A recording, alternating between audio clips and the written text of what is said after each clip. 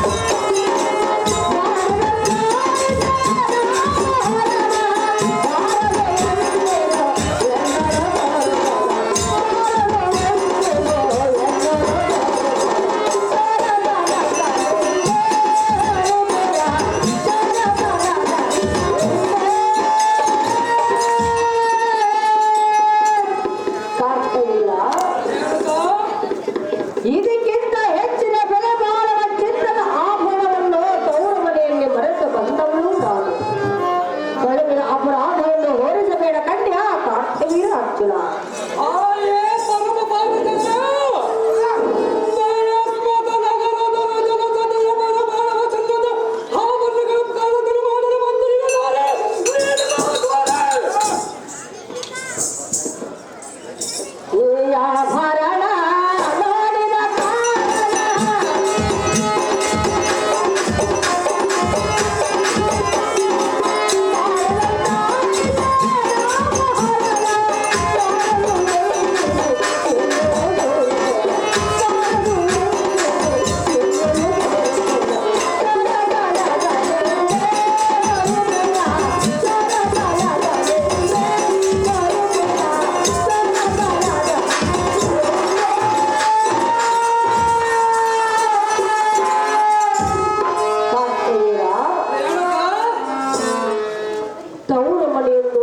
ಸಂಪತ್ತನ್ನು ಮರೆತು ಇದಕ್ಕಿಂತ ಹೆಚ್ಚಿನ ಬಲ ಮಾಡುವ ಆಭರಣವನ್ನೇ ಬಿಟ್ಟು ಆಶ್ರಮಕ್ಕೆ ಬಂದವಳು ನಾನು.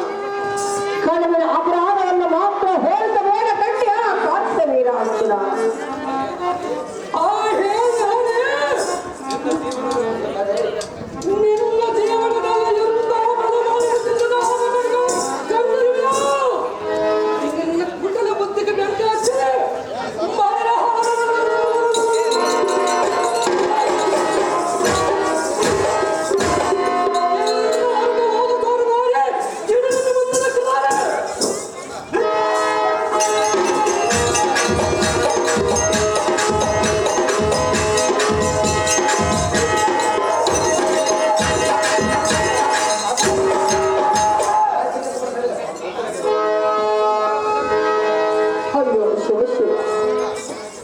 ಪತಿಯ ಪಾದ ಪೂಜೆಗೆ ಜಲವನ್ನು ತೆಗೆದುಕೊಂಡು ಹೋಗಬೇಕೆಂದರೆ ಎಂತ ಅವಶ್ಯಕನೂ ನಡೆದು ಹೋಗುತ್ತದೆ.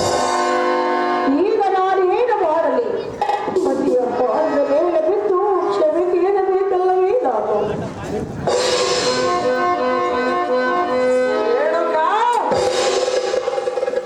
ಪ್ರತಿದಿನವೂ ತರುತ್ತಿದ್ದ ಬಾಳಿನ ಕೊಳದಲ್ಲಿದ್ದವು ಜಲವು ಹೋಯಿತು. ನಿನ್ನ ಗ್ರಾಮದ ಮುಂದೆ ಹರಿಯದ ಹದ್ದಾನೆ ನಾನಲ್ಲ. ಹದಮಳೆ ಆಶ್ರಮದಲ್ಲಿ ಸಿರಿ ಸಂಪತ್ತ ಅರಸತ್ವ ನಾನೆಂದಿಗೂ ಬಯಸಲಾರೆನೆಂದು ಪ್ರಮಾಣ ಮಾಡಿದ ನಿನ್ನ ವಚನ ಹೀಗೆತ್ತ ಹೋಯಿತು. ನೀನು ಪತಿವ್ರತೆಯೇ? ಈ ಪತಿಗೆ ತಕ್ಕ ಸತಿಯೇ? ಸುಖದ ಸುಪ್ಪತ್ತಿಯಲ್ಲಿ ತುಪ್ಪದಲ್ಲಿ ತುಪ್ಪತ್ತಿ ಹೊಟ್ಟೆ ತುಂಬ ತಿಂದು ತಿರುಗಿ ಆಡುತ್ತಿರುವ ನಿನಗೆ ಈಗೆತ್ತ ಗೊತ್ತಾಗುವುದು ಸತಿ ಧರ್ಮದ ನೀನೆ? ಸತಿ ಧರ್ಮವನ್ನು ಮೀರಿ ನಡೆದ ನಿನಗೆ ಈಗ ಎಂಬ ಭಾಗ ಮುಟ್ಟಲು ನೀನು ಅರ್ಹತಲ್ಲ.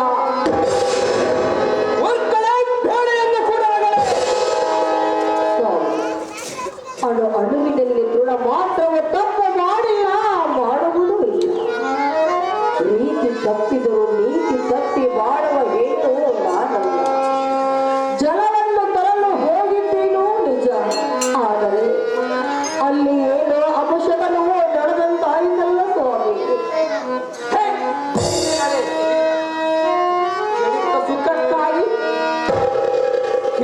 ಸುಖಕ್ಕಾಗಿ ಮನಸ್ಸೋದು ಧರ್ಮವನ್ನು ಮೀರಿ ನಡೆದೆಯಾ? ಚಿತ್ತ ಚಂಚಲಾಟದಿಂದ ದೇಹಕ್ಕೆ ಮೈಲಿಗೆಯನ್ನಂಟಿಸಿಕೊಂಡೆಯ? ಸಾರ್ವಭೌಮ ದಾಂಪತಿಗಳ ಉದರದಲ್ಲಿ ಜನಿಸಿ ಸರ್ವ ಸುಖ ಭೋಗವನ್ನೆಲ್ಲ ಅನುಭವಿಸಿ ಮಹಾಜ್ಞಾನಿಯಾದ ಯೋಗಿವರನ ಕೈ ಹಿಡಿದು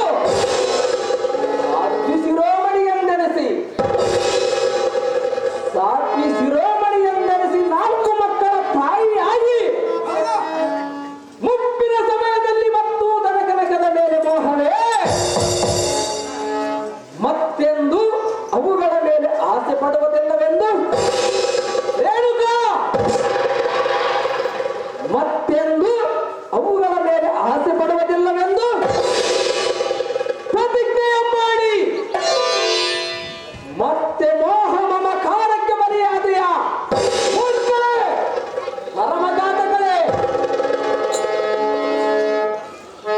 ನೋಡಿದ ಮಾತ್ರಕ್ಕೆ ಕೇಳಿದ ಮಾತ್ರಕ್ಕೆ ಮನ ಮೈಲಿಗಾಂಚನ್ನು ತಿಳಿದುಕೊಂಡಿರ ಸ್ವಾಮಿ. ನೋಡಿದ ಮಾತ್ರಕ್ಕೆ ಕೇಳಿದ ಮಾತ್ರಕ್ಕೆ ಮನ ಮೈಲಿಗೆ ಆಯ್ಕೆ. ಯಾವ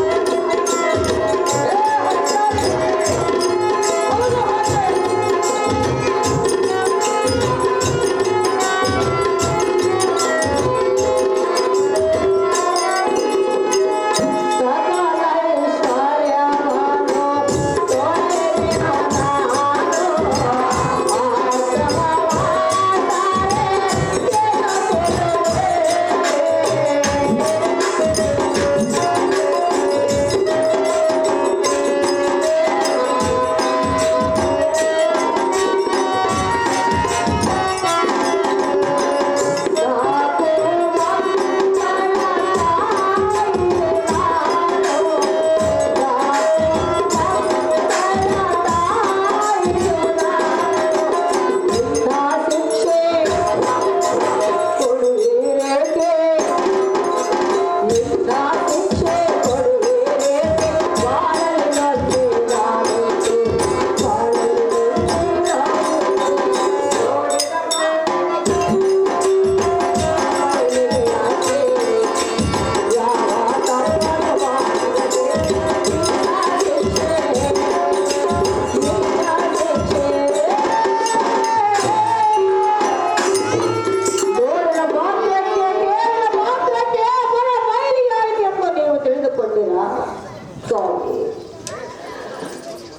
ನಾಲ್ಕು ಮಕ್ಕಳಾದ ಮೇಲೆ ಮತ್ತೆ ನನಗೆ ಯೌವನ ಬರಬಹುದೆಂದು ನೀನು ತಿಳಿದುಕೊಂಡಿಯ.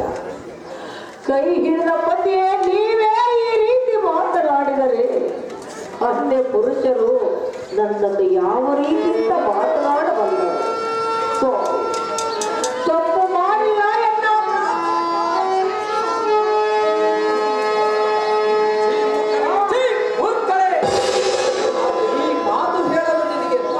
ಆಗುವುದಲ್ಲವೇ? ನನ್ನ ಮನದಾಸೆ ನಿರಾಶೆ ಮಾಡಿದೆಯಾ? ಇನ್ನು ಎಲ್ಲ ಮುಂದೆ ನಿಲ್ಲದೆ ತಕ್ಷಣವೇ ಇಲ್ಲಿಂದ ಹೊರಟು ಹೋಗು. ಅನುಸೂಯೆಯಂತೆ ಪತಿವ್ರತೆಯಾದರೂ ಆ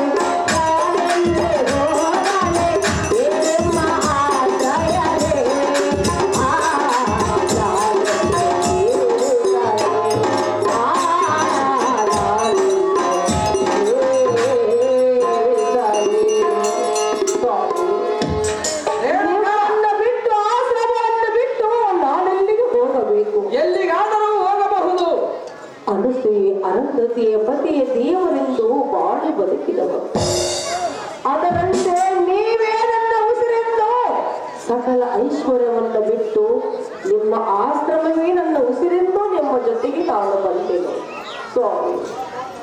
ತಪ್ಪ ಮಾಡಿಲ್ಲ, ಮಾಡುವುದೇ ಇಲ್ಲ. ಈಗ ನಿಮ್ಮ ಪಾದವನ್ನು ಹಿಡಿದು ಬೇಡಿಕೊಳ್ಳುವೆನು.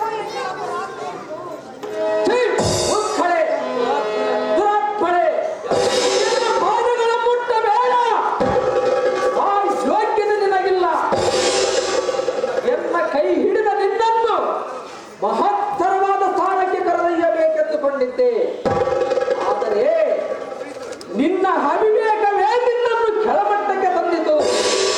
ಹೇಳಿದ ನಿನ್ನನ್ನು ಸತಿಯೆಂದು ಇನ್ನೊಂದು ಸಾರಿ ಮನ್ನಿಸಲಾರ ಈ ಮುನಿಕುಲ ತಿಲಕ.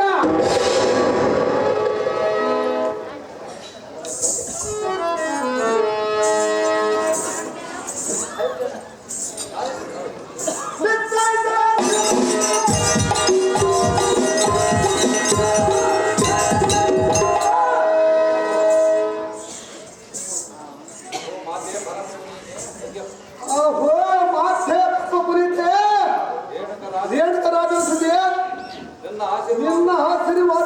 ನಿನ್ನ ಆಶೀರ್ವಾದದಿಂದ ಕೈಲಾಸವಾಸನಾದ ಪರಮಾತ್ಮನ ಪ್ರತ್ಯಕ್ಷ ಮಾಡಿಕೊಂಡು ತ್ರಿಶೂಲವನ್ನು ಪರಿಸವಾಗಿ ಪಡೆದುಕೊಂಡು ಬಂದಿರುವನು. ಈ ಪರಶುರಾಮನಿಗೆ ಆಶೀರ್ವಾದ ಜನನೇ ಈ ಮಾತನ್ನು ಕುರಿತು ಹೇಗನೆ ರಾಮ, ತಾಯಿಗೆ ಕೊಟ್ಟ ಮಾತಿನಂತೆ ಹರನನ್ನು ಒಲಿಸಿ ಪರಶುವನ್ನು ಪಡೆದುಕೊಂಡು ಪರಶುರಾಮನಾಗಿ ಬಂದೆಯ. ಅಯ್ಯೋ, ನಿನ್ನನ್ನು ಏನೆಂದು ಆಶೀರ್ವಾದವನ್ನು ಮಾಡಲಿ ಪುತ್ರ ಪದಗಾತ್ರ.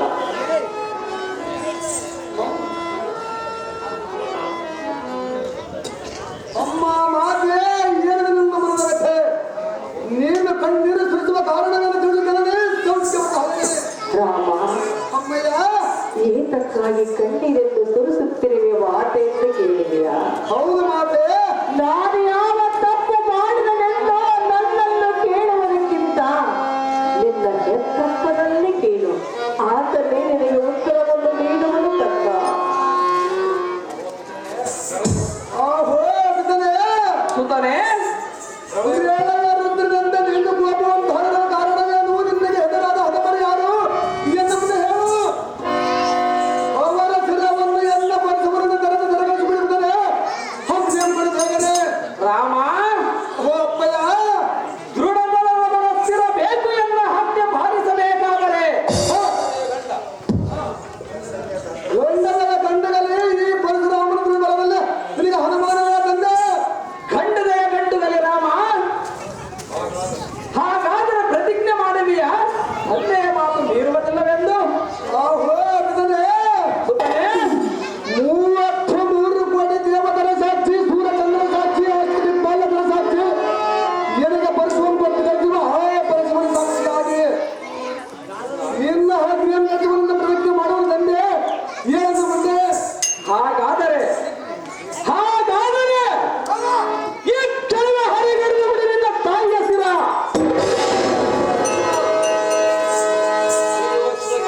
ಅಯ್ಯೋ ಏಕೆ ರಾಮ ಮೌನವಾದಿ? ವಚನ ಕೊಡುವ ಮೊದಲೇ ಆಲೋಚನೆ ಮಾಡಬೇಕಾಯಿತು. ಈಗ ನಿನ್ನ ವಚನವೇ ರಾಯಿತು ಗಂಡುಗಲಿ ರಾಮ. ತೋರಿದು ನಿನ್ನ ಪರಾಕ್ರಮ.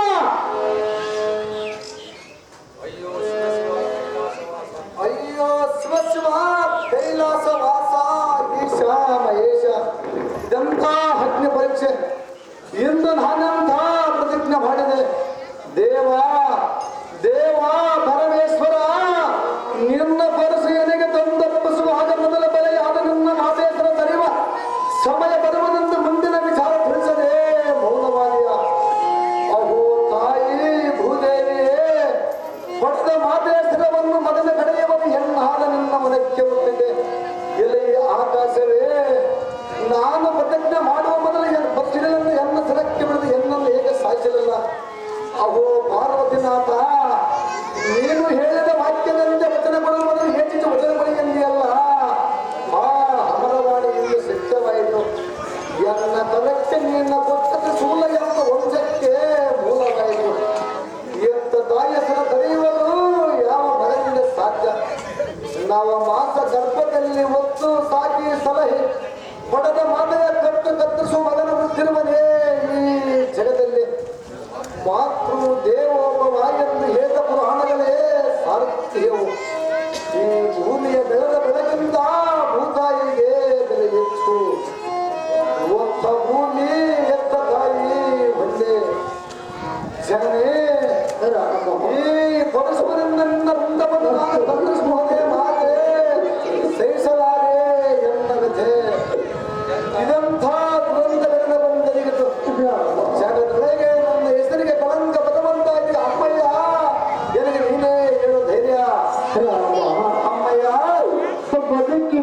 ಬೇಕೆಂದು ಪಡೆದು ಬಂದಿಲ್ಲ ನಿನ್ನ ಹೆತ್ತ ತಾಯಿ. ಹೌದೇನು ಮಾತೆ ರಾಮ, ಅಮ್ಮಯ್ಯ ನನ್ನ ಹಣೆ ಬರಕ್ಕೆ ನೀನೇಕೆ ದುಃಖವನ್ನು ಪಡುತ್ತಿರುವಿ ಕಣ್ಣ? ದುಃಖ ಪಡುತ್ತಿರುವುದು ಮಾತೆ ರಾಮ, ಅಮ್ಮಯ್ಯ ದ್ವಾರವು ಗಪ್ಪದು ಗಪ್ಪದು ಗಪ್ಪದು ಕಣ್ಣ. ಅದು ಯಾತಕ್ಕೆ ಮಾತೆ ರಾಮ, ಅಮ್ಮಯ್ಯ ಬದುಕೆ ಬಾಳುವ ಭಾಗ್ಯ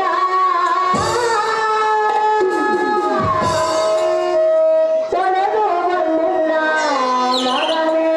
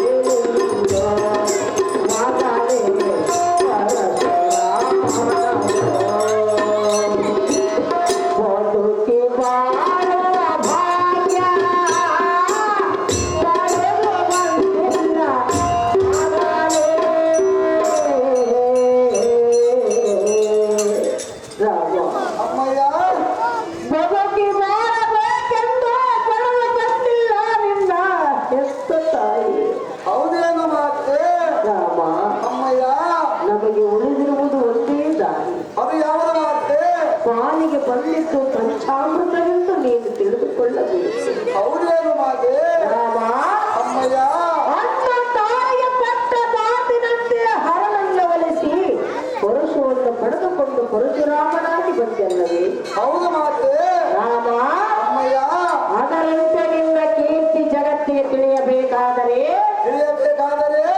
ಈ ನಿನ್ನ ಹೆತ್ತ ತಾಯಿಯು ರೇಣುಕಾ ಯಲ್ಲಪ್ಪ ಎಂದು ಭಕ್ತರಿಗೆ ಗೊತ್ತಾಗಬೇಕಾದರೆ ತಂದೆಗೆ ಕೊಟ್ಟ ಮಾತು ನಡೆಸು. ಹಾರಿಸಲಿಂದ ಹೆತ್ತ ತಾಯಿಯ ರುಂಡವನ್ನು ಹಡವಾಗಿ ಪರಶುರಾಮ ತಂದೆ ಕೊಟ್ಟ ವಚನ ಪಾಲಿಸಲೇಬೇಕು. ಸಾಧನ ತಂದೆ ನನ್ನ ಹರಿಯ ಪಾಲಿಸುತ್ತದೆ. ಸತ್ಪಕ್ಕ ಸತ್ಯ ಸಾಧಕರೇ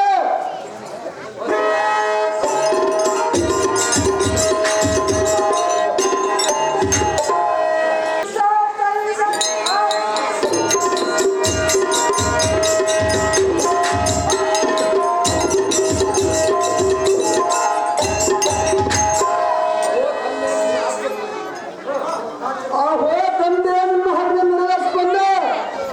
ರಾಮ, ಅಹೋ ಅಪ್ಪಯ್ಯ ಮೆಚ್ಚಿದ ನಿನ್ನ ಪಿತೃಭಕ್ತಿಗೆ ವೇದಮಗನೇ ನಿನಗೆ ಯಾವ ವರ ಬೇಕು?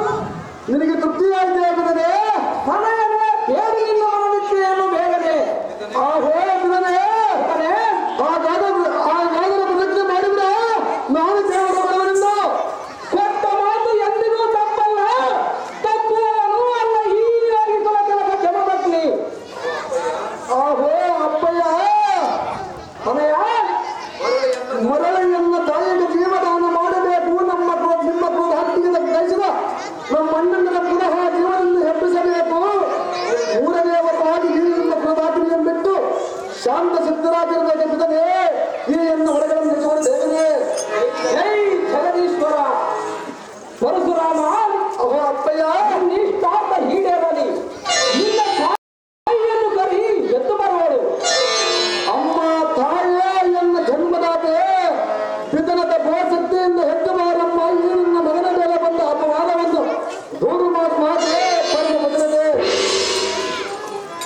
ರಾಮ ಅಮ್ಮಯ್ಯ ಬಂದೆ ರಾಮ ಬಂದೆ. ತಂದೆಗೆ ಕೊಟ್ಟ ಮಾತು ನಡೆಸಿದೆ, ಮರಳಿಗೆ ಪ್ರಾಣದಾನವನ್ನು ನೀಡಿದೆ, ನಿನ್ನ ಕೀರ್ತಿ ಜಗತ್ತಿಗೆ ತಿಳಿಸಿಕೊಟ್ಟೆ. ಎತ್ತ ಜನ್ಮವು ಸಾರ್ಥಕವಾಯಿತು ಪುತ್ರ ಕೋಮಲಗಾತ್ರ. ಸ್ವಾಮಿ ರೇಣುಕಾ ಏಕೆ ನಿಂತುಕೊಂಡು ಸದಾ ಮುತ್ತೈದೆಯಾಗಿರಲಿ. ಸತಿ ರೇಣುಕಾ, ನಿನ್ನ ಜನ್ಮವಾಯಿತು ಸಾರ್ಥಕ.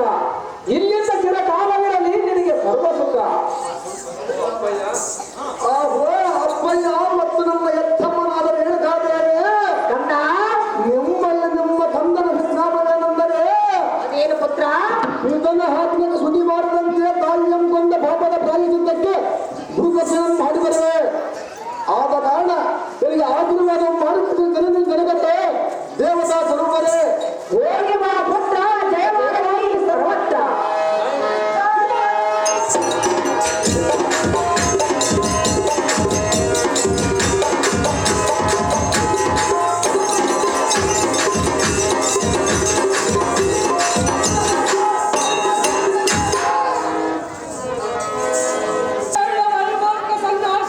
ಹರೇ ಕೃಷ್ಣ. ಈಗ ಗಂಗಲಿರುವ ಕಾಮಧೇನುವನ್ನು ಎನಗೆ ಕೊಡುವೆ ಎಲ್ಲವನ್ನೂ ಸಬರ ಮಾಡಿಯ ಮರಿಮ. ಏನ ಬೆಟ್ಟ ಕ್ಷತ್ರಿಯ ಹದವನೆಂಬ ದೃಷ್ಟ